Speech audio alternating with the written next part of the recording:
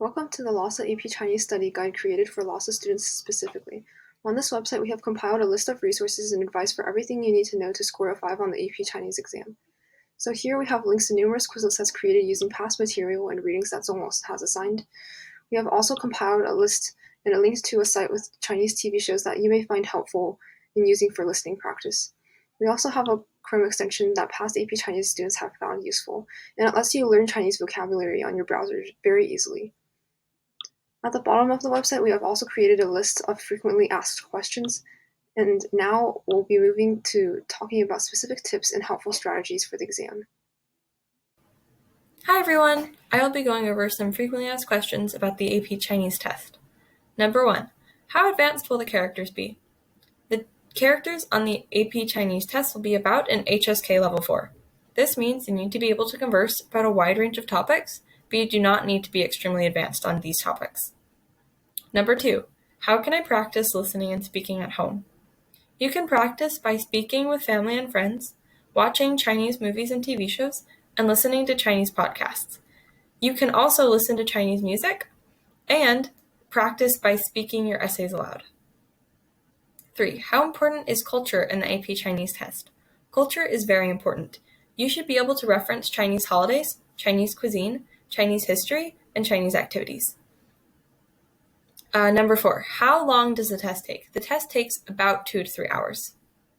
So the primary way to get better at the listening and reading sections is everyday practice. Simply talking to your classmates in Chinese on a frequent basis about daily activities will greatly improve both your listening and speaking skills. Similarly, the key to doing well on the speaking and writing sections is also just frequent practice. So specifically with speaking, it's important to talk for as much of the allotted time as possible, as one-sentence responses are insufficient. And generally, a good rule of thumb is to aim for at least 3 sentences of response in the conversation section. In cultural presentations, generally outlining important points on a piece of scratch paper in the 4 minutes of preparation time and allotting at least 20 seconds to talking about your topic's cultural significance or relevance will set you up for success. And with writing, showing sophisticated use of language can be done through using idioms, four-letter phrases, and transition words. And knowing a few of these that are commonly used will make your writing flow much more smoothly and will naturally help you break your essay into paragraphs. It's also helpful to reserve a few minutes at the end for proofreading and looking for any erroneous words. Hi everyone, my name is Simona and I took AP Chinese in 2021, so that was COVID year, and these are just some of my tips and tricks and advice for that AP test.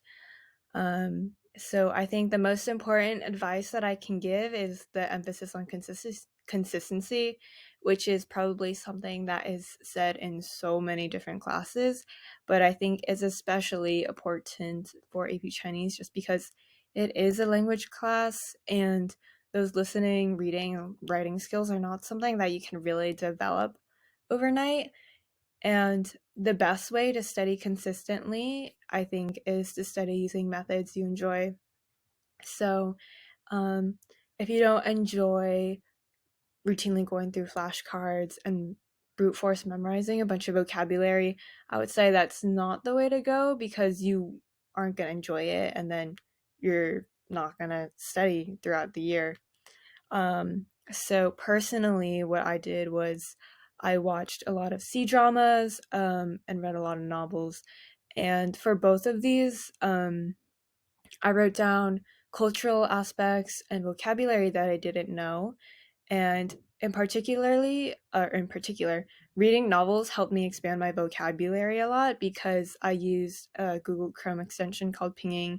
And basically what it does is it hovers over words or Chinese words on the screen. It'll give the pinging and the definition, and that really let me pinpoint the vocabulary that I didn't know. So I was able to grow my vocabulary very fast. For the cultural presentation, as a non-native speaker who's also not super familiar with Chinese culture, I would say that the best way to prepare for this portion of the test is to memorize past cultural presentations. This really helped me a lot on the AP test because I memorized everything that I'd written in class previously, and I was able to use something I'd written in the past on the AP test. So it was not super hard for me. I didn't really have to come up with anything on the spot. And so I would say to really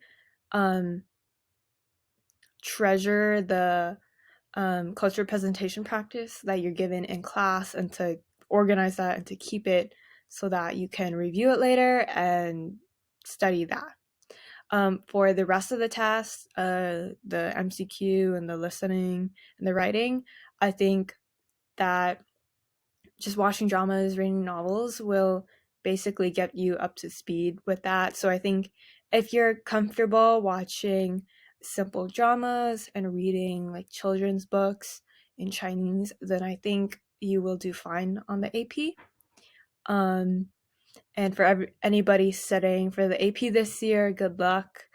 And I hope you enjoyed this video. I hope it helped you a little bit. And thank you for taking the time out of your day to watch it.